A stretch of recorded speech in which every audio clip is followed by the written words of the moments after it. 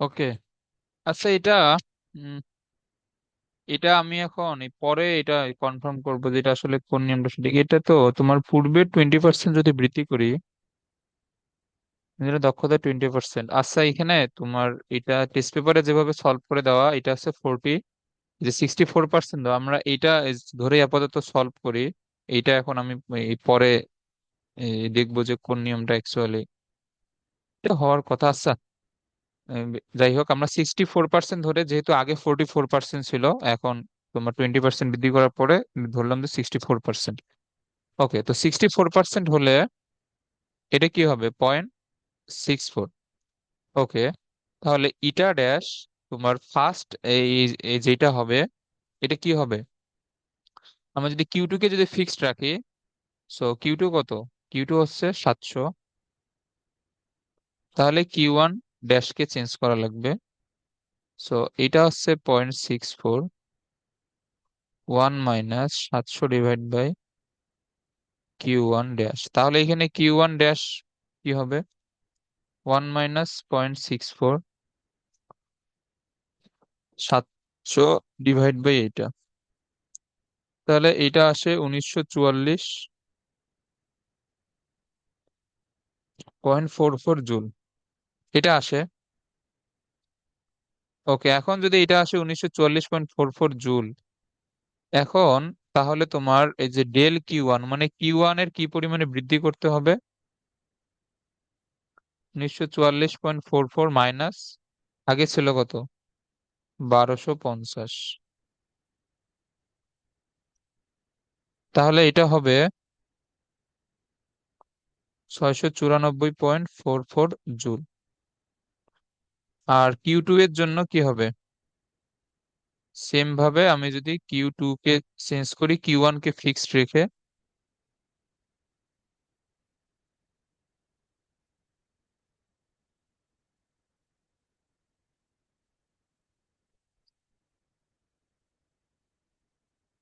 তাহলে Q to dash আসবে 1 - 0.64 into 1250। তাহলে এটা আসবে 450 জুল। তাহলে কিউ টু কে কি পরিমাণে হ্রাস করা লাগবে? আগে ছিল 700, এখন 450। তাহলে এটা কি হবে? 250 জুল। এটা হচ্ছে হ্রাস, এটা হচ্ছে বৃদ্ধি। এই যে বুঝছো এই ম্যাথটা, বাট এইখানে তোমার দক্ষতা অ্যাকচুয়ালি কোনটা হবে আমি এখন এটা পরে। বাট তোমার মানে দক্ষতা যেটাই হোক, তোমার দক্ষতা মানে পরিবর্তিত দক্ষতা বের করার পরে কিভাবে সলভ করা লাগবে সেটা তো এই যে বুঝছো না? এই যে তোমার কিউ টু হুম। এর চেঞ্জ এবং কিউ ওয়ান এর চেঞ্জ। ওকে, এখন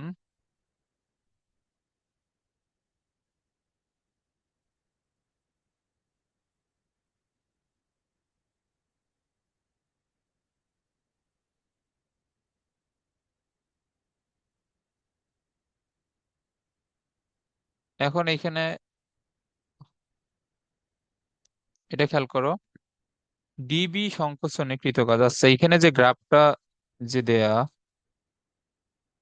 এটা যদি আঁকাই, এটা ধরো যে ডিবি এর গ্রাফ। সো এটা হচ্ছে ডি পয়েন্ট, এটা হচ্ছে বি পয়েন্ট। এইদিকে চাপ, এইদিকে হচ্ছে আয়তন। চাপ হচ্ছে তোমার এটিএম এককে, আর আয়তন হচ্ছে মিটার কিউব এককে। সো বি তে চাপ হচ্ছে 4, আর ডি তে চাপ হচ্ছে 2, আর বি তে আয়তন হচ্ছে 500, ডি তে আয়তন হচ্ছে 1000। ওকে, এখন এখানে তোমার গ্রাফের যে ডিরেকশনটা দেয়া এইদিকে, প্রশ্নে তোমাকে যদি এটা সংকোচন বলে নাও দিত, তাও কিন্তু এটা তোমার গ্রাফের ডিরেকশন দেখে বোঝা লাগবে যে এটা সংকোচন, কারণ এটা তোমার আয়তন অক্ষটা যেই দিকে, মানে এক্স অক্ষ বরাবর, ডিরেকশন হচ্ছে এক্স অক্ষের উল্টো দিকে, মানে আয়তন এখানে ধীরে ধীরে হ্রাস পাচ্ছে না? সো এখানে হচ্ছে সংকোচন হবে। সো ডিবি সংকোচনে কৃত কাজ। তো এখানে ডিবি এর গ্রাফটা এখানে কিসের গ্রাফ? সমষ্ণ সংকোচন।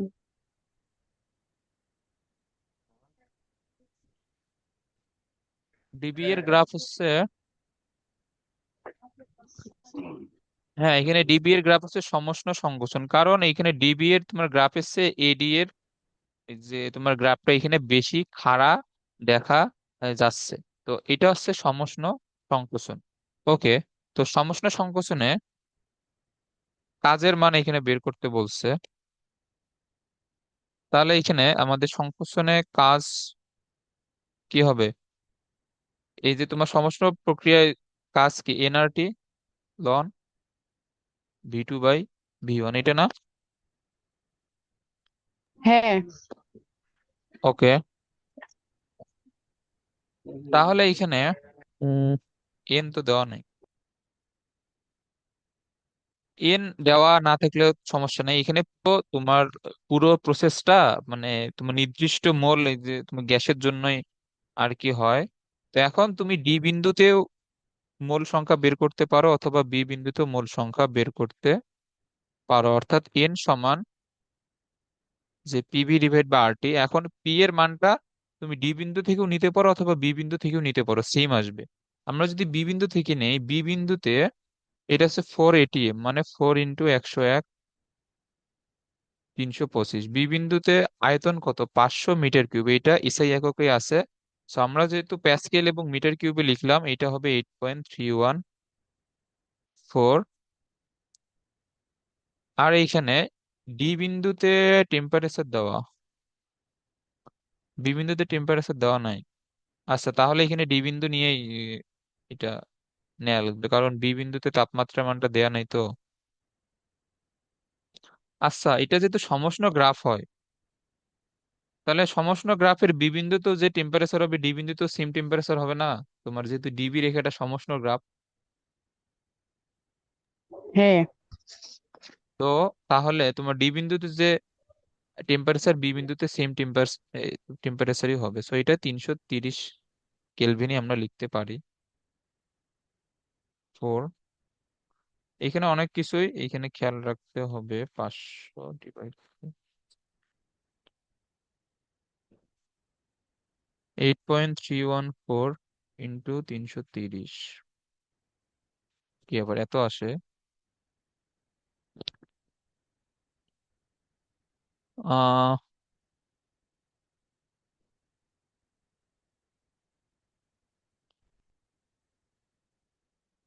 আচ্ছা, এখানে এইখানে কি প্যাসকেল নিয়ে কিছু কি বলা আছে? আচ্ছা দেখো, এখানে এই যে 101, 325 আসলে দেয়া যাবে না, কারণ এইটা যে প্রশ্নে দেয়াই আছে 1 ATM সমান শুধুমাত্র 10⁵ প্যাসকেল, এটাকে ধরতে হবে। তো এগুলা এই প্রশ্নের মধ্যে এগুলা এগুলা খেয়াল রাখবে একটু। এই যে দেখো, এখানে 101, এই 325 না দিয়ে শুধুমাত্র দেওয়া লাগবে 10⁵, ওয়েট,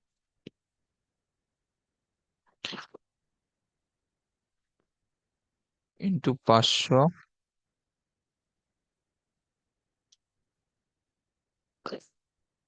হ্যাঁ, তাহলে এখন যেটা আসে 72,896.392, এত মোল। ওকে, এখন এটা এখানে বসাও, 72,896.392। আর এর মান হচ্ছে 8.314। টি এর মান কত? এই যেহেতু সমষ্ণ, সেহেতু বিডি পুরো লেখচিত্রটাতে সেম টেম্পারেচার থাকবে, এটা 330 লন। এখানে ভি টু কত? তোমার গ্রাফের ডিরেকশন যেহেতু ডি থেকে বি এর দিকে, সো ভি টু হবে বি বিন্দুটা না, এটা হচ্ছে শেষ। তো এটা হবে বি বিন্দুটা হবে ভি টু, আর ভি 1 তোমার হচ্ছে ডি বিন্দুটা, এটা হচ্ছে স্টার্টিং। তো এখানে এখানে তুমি ক্যালকুলেশন করে দেখবা, যেহেতু লনের ভিতরে ভগ্নাংশ আছে, মানে 500/1000, সো এটা মাইনাস মান আসবে।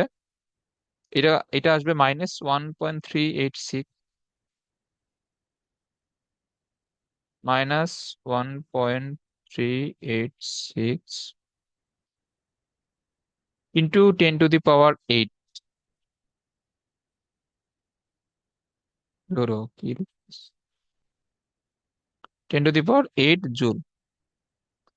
ওকে, তো এখানে যেহেতু সংকোচন, এখানে তোমার কাজের মানটা যে নেগেটিভ আসবে এটা আমরা অলরেডি জানি।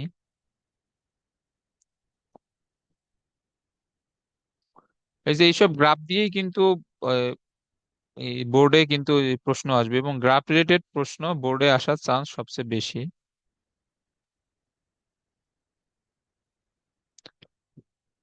ওকে, ডিবি এবং ডিএ পথে একই পরিমাণ সংকোচনে দুটি লেখের জন্য তাপমাত্রা এক নয় কেন? ওকে,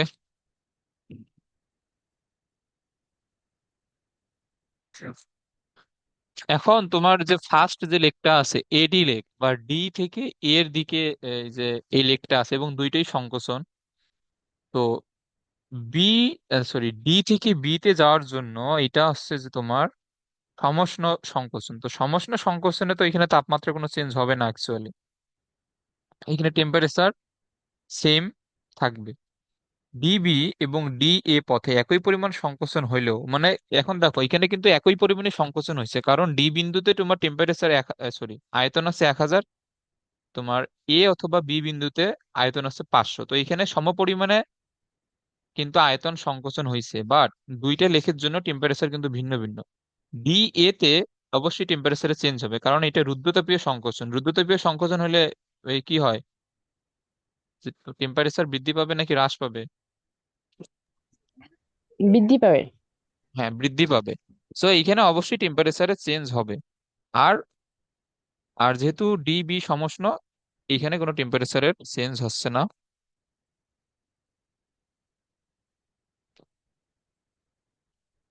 ওকে, তো এখন আমাদের এখানে কি বের করতে হবে, আসলে রুদ্রতাপীয় সংকোচনের জন্য কি পরিমাণ টেম্পারেচারে চেঞ্জ হয় এটা বের করতে হবে। সো এখন যেহেতু দুইটার ক্ষেত্রে আয়তন দেয়া আছে, অথবা তুমি চাপ নিয়েও আহ, করতে পারো, কোনো সমস্যা নেই। মানে আমি যদি এখন রুদ্রতাপীয় সংকোচনের জন্য,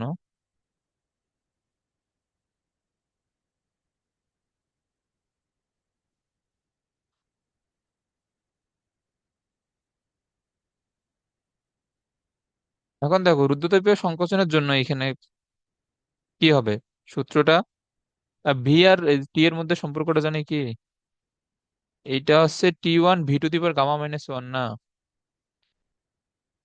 T1 V⁻⁻1, T2 V⁻⁻1। তো এখানে T1 এই কত, T1 হচ্ছে তোমার ডি বিন্দুর জন্য, ডি বিন্দুর তোমার টেম্পারেচার হচ্ছে 330 কেলভিন।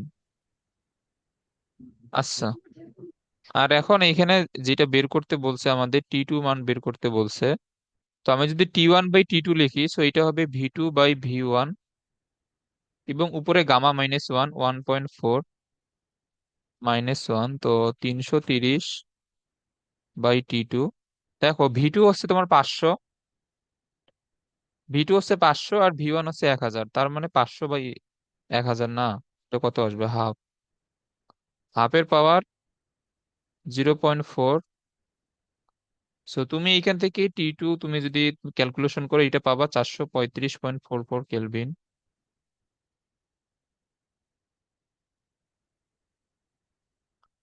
435.44 কেলভিন এইখানে পাওয়া যাবে। তো এখন আমরা তো এটা অলরেডি জানি যে টেম্পারেচার বৃদ্ধি পাবে, যেহেতু রুদ্রতাপীয় সংকোচন যে আগে ছিল 330, এখন হচ্ছে 435 কেলভিন। সো রুদ্রতাপীয় লেকটার দুই বিন্দুতে কিন্তু টেম্পারেচার সেম না। এখন এইখানে তোমার ব্যাখ্যাটা এখানে কি দিবা, মানে রুদ্রতাপীয় সংকোচনে যে তাপমাত্রা বৃদ্ধি পায়, এটা তো লিখতে পারবা। এখন লিখবা যে ডিবি লেখচিত্রে তোমার হচ্ছে এটা সমষ্ণ প্রক্রিয়ার লেখ। সো এখানে কোনো তাপমাত্রা পরিবর্তন হয় না, কিন্তু ডিই রুদ্রতাপীয় সংকোচন বিদায় এখানে তোমার এই যে তাপমাত্রা বৃদ্ধি পাবে, অর্থাৎ দুইটা গ্রাফের জন্য টেম্পারেচার সেম নয়। বুঝছো এটা? এই বাংলা লেখাগুলো আশা করি লিখতে পারবা এগুলো। এই যে পারবা না বাংলা লেখাগুলো? হ্যাঁ। এখানে এই এই জিনিসটা কিন্তু খুবই ইম্পর্টেন্ট। তুমি যদি খালি ম্যাথটা, এখন তোমার ম্যাথ কিন্তু জাস্ট এতটুক, তুমি যদি শুধুমাত্র এতটুক ম্যাথ করে দিয়ে আসো, এটা ঘ নম্বরের প্রশ্ন, তোমাকে দিবে 2। বাংলা লেখা অবশ্যই লিখতে হবে যে কেন সমষ্ণ প্রক্রিয়া টেম্পারেচার এখানে চেঞ্জ হইলো না, এবং রুদ্ধতাপীয় প্রক্রিয়া ডি বিন্দু থেকে এ বিন্দু টেম্পারেচার কেন বেশি, রিজন সহ লিখবা এগুলা। লিখলে তখন তারে চার পাওয়ার সম্ভাবনা থাকবে। ওকে। এখন এটা পড়ো।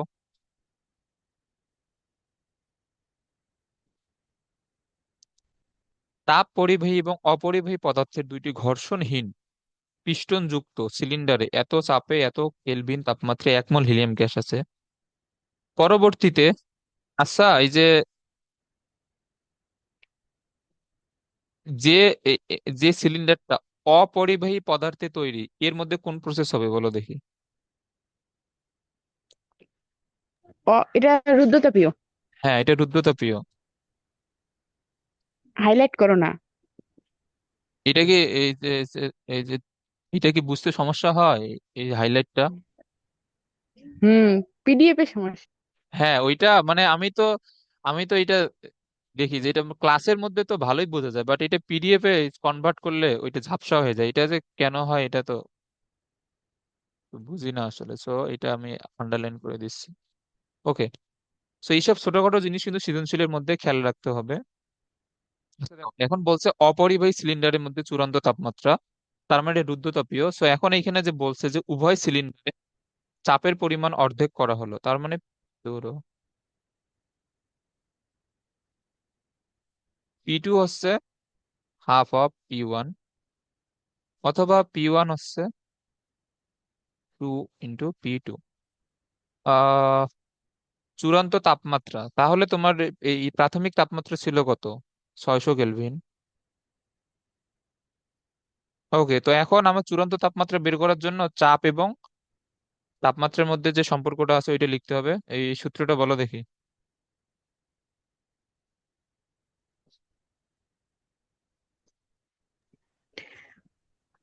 P1 কি? এগুলো তো মুখস্থ রাখতে টি হবে। টি এটা ওয়ান টু হচ্ছে the power gamma. T1 to the power gamma, P1 1 - gamma,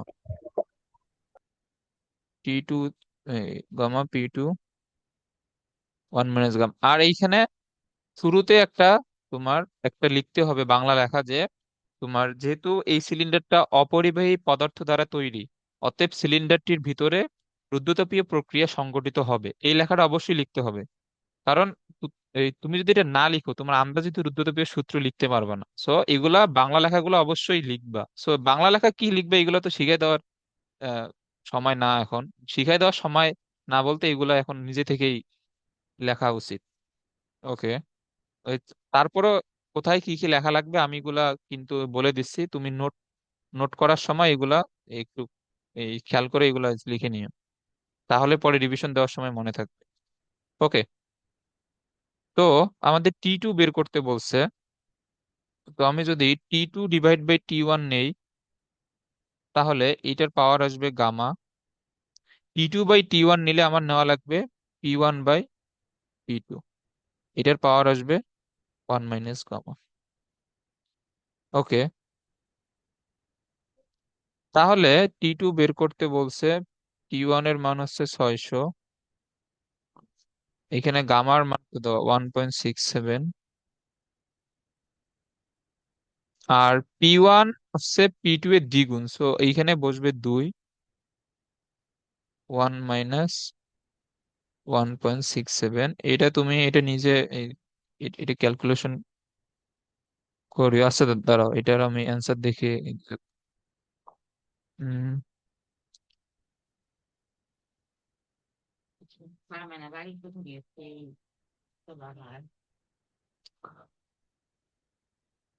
এটার অ্যান্সার এটার কত আসে।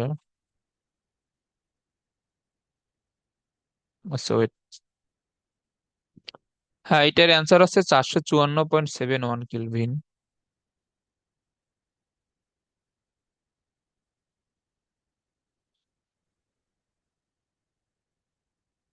ওকে।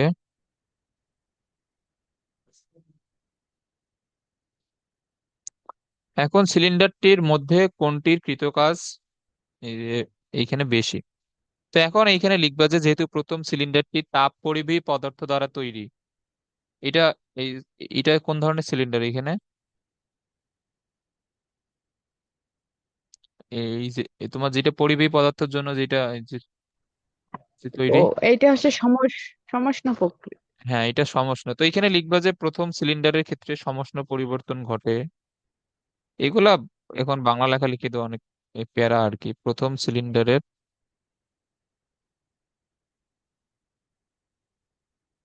জন্য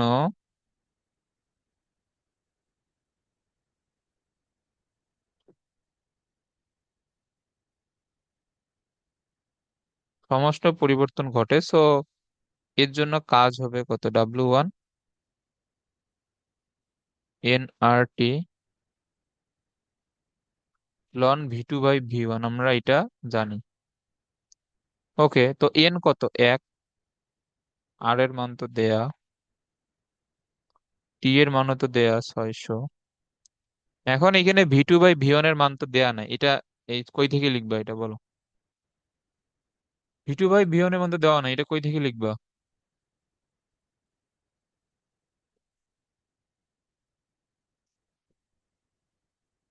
এইসব ছোটখাটো জিনিস তো এইসব মাথায় আসতে হবে, না হলে সৃজনশীল ও পারবা না আসলে। এবং এগুলো শিখাই দেওয়ারও জিনিস না, এগুলো তোমার নিজেরই মাথায় আসা উচিত। বলো এখানে V2/V1 এর মান কই থেকে নিয়ে আসবো?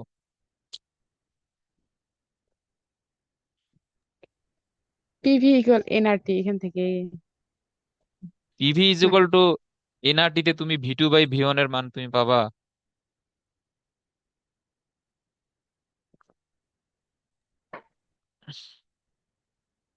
হুম, এটা তো ওইখান থেকে পাওয়া যাবে না।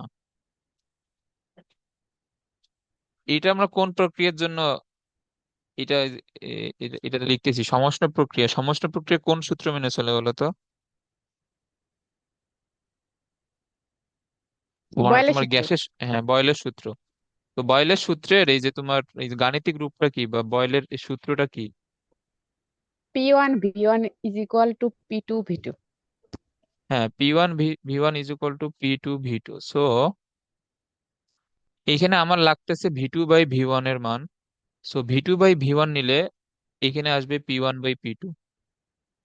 তো P1/P2 আমরা তো অলরেডি একবার বের করে আসছি যে P1 হচ্ছে P2 এর দ্বিগুণ। সো এটা কি হবে, 2P2/P2 মানে 2। তার মানে V2/V1 এর মান এই কত আসতেছে, 2। সো এইসব ছোটখাটো জিনিস এখানে খেয়াল রাখতে হবে তো। ওকে, তাহলে এখানে তোমার কাজের মান আসবে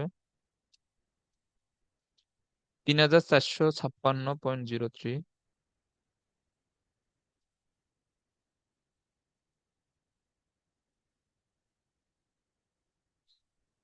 এত জুল।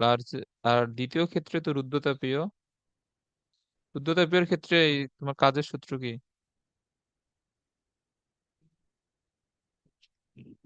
বলো?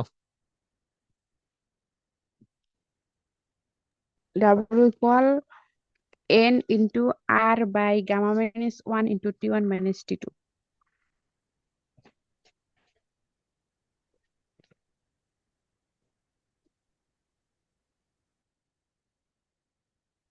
ওকে, এন হচ্ছে 1 মোল। এটা কত, 0.314 কি দেওয়া? না, 8.31 দেওয়া, এখানে 4 দেওয়ার দরকার নেই, যেহেতু প্রশ্নে 8.31 দেওয়া। গামার মান হচ্ছে 1.67। আচ্ছা, এখানে তোমার গামা যদি দিয়ে যদি না দিত, এইখানে তোমার যে গ্যাসটা দেওয়া হিলিয়াম, এই যে তোমার হিলিয়াম কয় পরমাণু গ্যাস?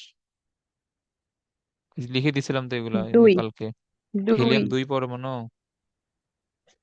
না, এক তোমার এক। হিলিয়াম হচ্ছে নিষ্ক্রিয় গ্যাস, তো নিষ্ক্রিয় গ্যাস সবগুলো 1 পরমাণু। তো 1 পরমাণুকের জন্য গামার মান কত, 1.67। এগুলা মুখস্থ রাখতে হবে। হুম। আর এইখানে T1 কত, 600। আর আমরা T2 এর মান তো এই যে ক নম্বরে বের এই যে করছিলাম এটা।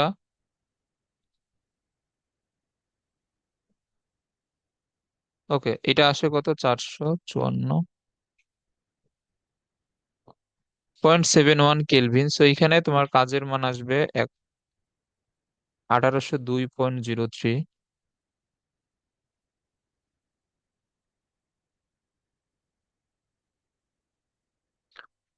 এত জুল তো এখানে যে বলছে কোন ক্ষেত্রে তোমার কৃতকাজ বেশি, তো এখন এখানে লিখে দিবা যে তোমার যেটা সরি, যেটা পরিবাহী সিলিন্ডার অর্থাৎ সমষ্ণ প্রক্রিয়া যেখানে ঘটবে ওইখানে এই কাজের মান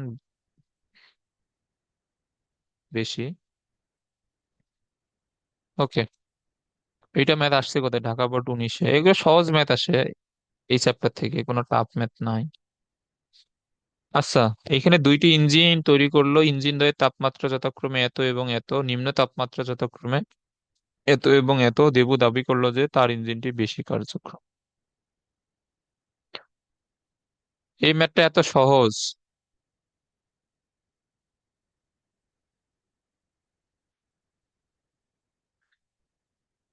কে, খুবই সহজ একটা ম্যাথ।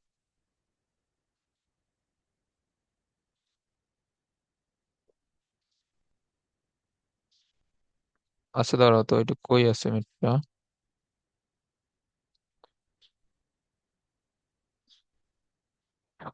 হ্যাঁ, এত সহজ ম্যাথ এই এই বোর্ডে দিয়ে দিছে। এইখানে যে বলছে যে ইঞ্জিনের দক্ষতা নির্ণয় করো, সো এইটা সূত্রটা তোমার কি হবে? জিমের ইঞ্জিন, সো জিমের ইঞ্জিনের জন্য উচ্চ তাপমাত্রা অর্থাৎ T1 এর মান কত? 500। আর T2 এর মান হচ্ছে নিম্ন তাপমাত্রা 400। দক্ষতা বের করতে বলছে, এটাই ইজ ইকুয়াল টু T2/T1, এটা না? হ্যাঁ। এইখানে আছে 400/500।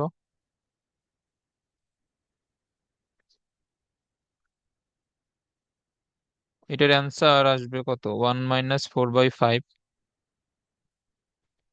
এটা আসে 20%। এখন এই যে এইটুক ম্যাথ হচ্ছে আসলে তোমার গ নম্বর, এইটুক করলে এখানে 3 নম্বর।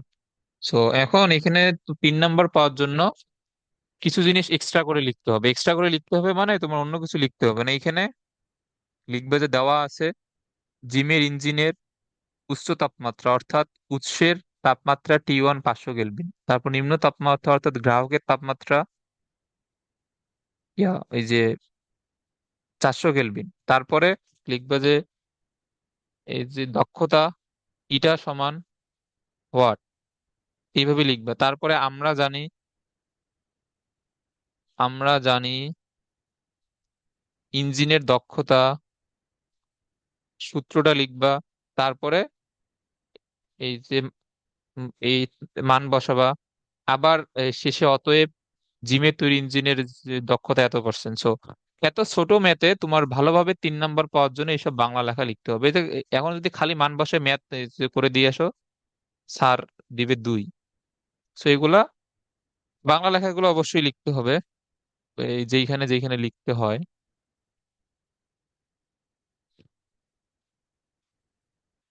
আর এখন এখানে বলছে দাবি সঠিক কিনা। এখানে দাবি কি, তার ইঞ্জিনটি বেশি এই যে কার্যক্ষম। তো কোন ইঞ্জিন বেশি না কম এই যে কার্যক্ষম, এটাতে দক্ষতা দ্বারা তোমার প্রমাণিত হবে। সো এখন ওর ইঞ্জিনের যে যেটা দক্ষতা ওইটা বের করো। সো ডেবুর ইঞ্জিনের ক্ষেত্রে হচ্ছে 500/600। সো বাংলা লেখা কি কি লিখতে হবে এগুলো তো বলে দিলাম। এইগুলা মানে সৃজনশীল আর কি, যেভাবে স্ট্যান্ডার্ড ভাবে লিখতে হয়। সো এটার অ্যান্সার পাবা 16.67%। তাহলে দেবুর ইঞ্জিনের দক্ষতা তোমার জিমের ইঞ্জিনের চেয়ে কম। সো এখানে দাবিটি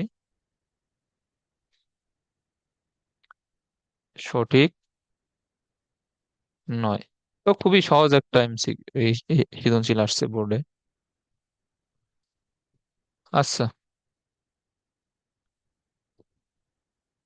27°C এবং 160°C তাপমাত্রা দ্বয়ের মধ্যে কার্যরত একটি কার্নো ইঞ্জিনের এত জুল তাপশক্তি সরবরাহ করা হলো, ইঞ্জিনটির কর্মদক্ষতা নির্ণয় করো। ইঞ্জিনটি কতটুকু তাপশক্তি কাজে রূপান্তরিত করতে পারবে? সো এখানে দক্ষতা কি হবে?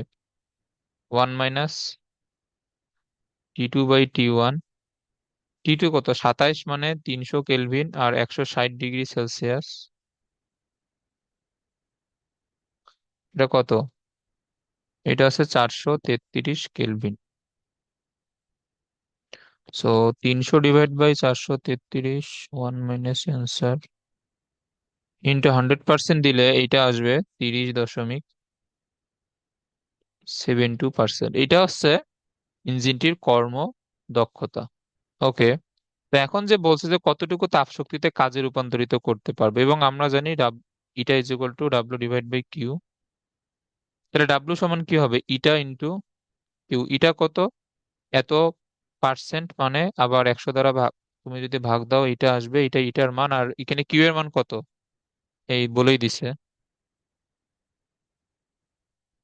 এত। তো এখন এখান থেকে যেটা অ্যান্সার আসে এটা বের করে নিও, খুবই সহজ সহজ ম্যাথ এগুলা। আচ্ছা,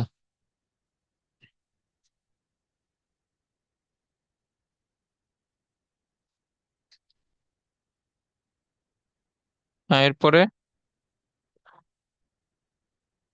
এখানে বলছে যে একটি তাপ ইঞ্জিন 100, এটা হচ্ছে T1 এর মান,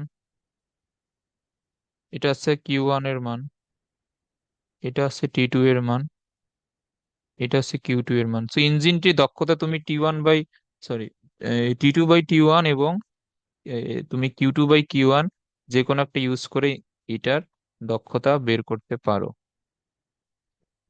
ওকে।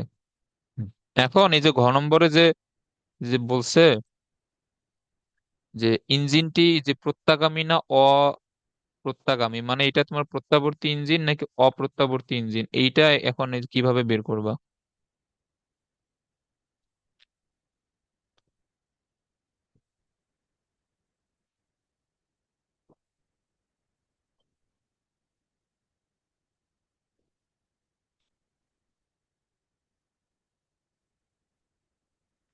আচ্ছা, এখানে তাপ উৎস, তাপ গ্রাহক।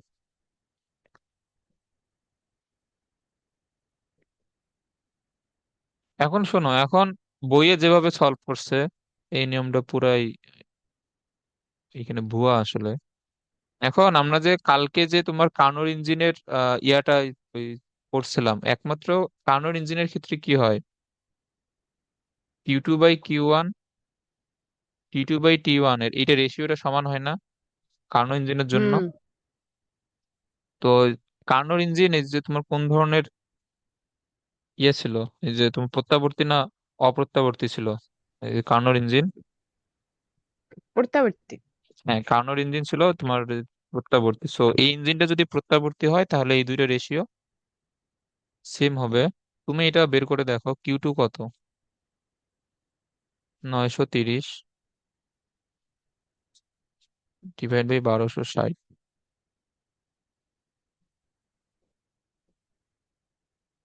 এটা আসে 31/42।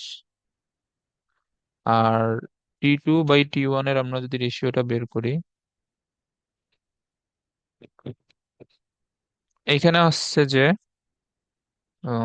এটা কত? 37 প্লাস 273,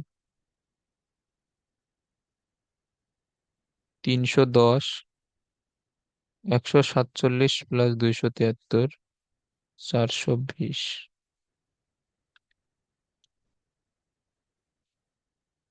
এটা দেখো সেম আসে, 31/42। আর এইখানে এটা তোমার তপন স্যারের বইয়ের ম্যাথ। তো এটা তোমার তপন স্যারের বইয়ে এই কিভাবে এই সলভ করছে এটা ধরো, এটা এখানে দিয়ে দিচ্ছে।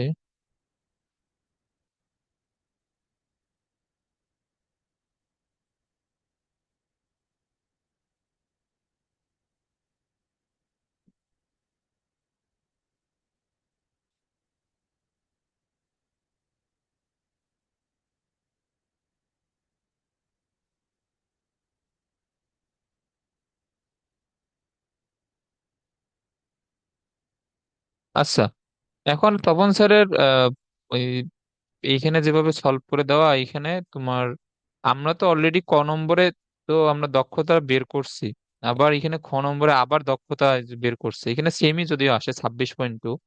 এখন যে ব্যাখ্যাটা লিখছে, যেহেতু ইঞ্জিনটির দক্ষতা একটি প্রত্যাগামী ইঞ্জিনের দক্ষতার সমান, সুতরাং ইঞ্জিনটি প্রত্যাগামী, এটা আসলে কোনো পারফেক্ট ব্যাখ্যা না।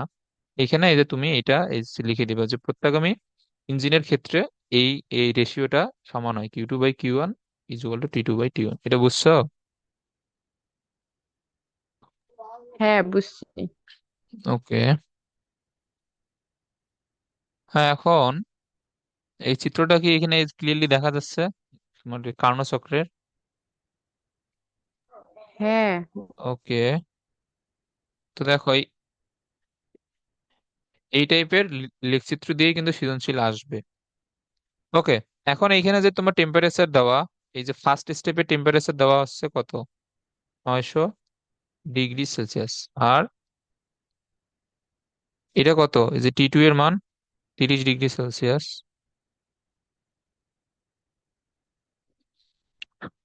ওকে, V1 V2 এইখানে যা যা যাবতীয় কিছু দেওয়া আছে। উদ্দীপকের কারণ ইঞ্জিনে তাপীয় দক্ষতা বের করো, মানে তাপীয় এই যে দক্ষতা বলতে কি এখানে, তাপীয় দক্ষতা বলতে আসলে এখানে কর্মদক্ষতাই বোঝানো হয়েছে। ওকে, তো এখানে কর্মদক্ষতা সিম্পল,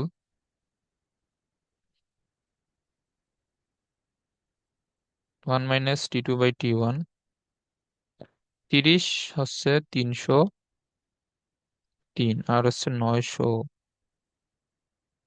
+ 273, এটা হচ্ছে 1173। 303/1173। সো এটা আসে 74%, 117। তো এখন যে এটা হবে, এটা তো আশা করি বুঝছো, কারণ আমরা তো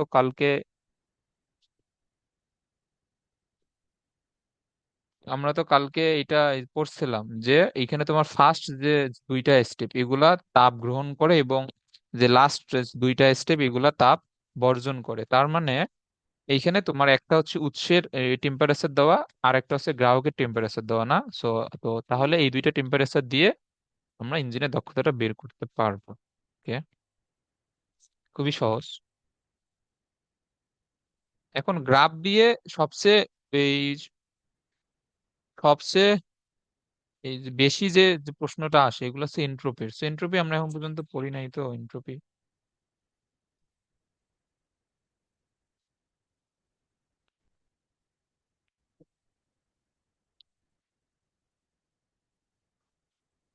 আচ্ছা, ইঞ্জিনটি তাপীয় দক্ষতা 100% হতে হলে উৎসের তাপমাত্রা অসীম বা সিঙ্কের তাপমাত্রা 0°C হইতে হবে। সিঙ্ক মানে হচ্ছে গ্রাহক আসলে। ওকে।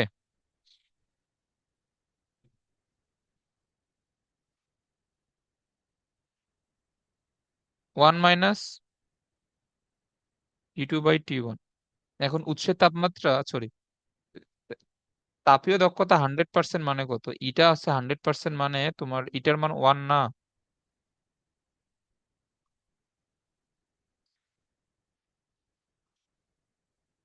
তাহলে T2/T1 এর মান আসবে কত, 0।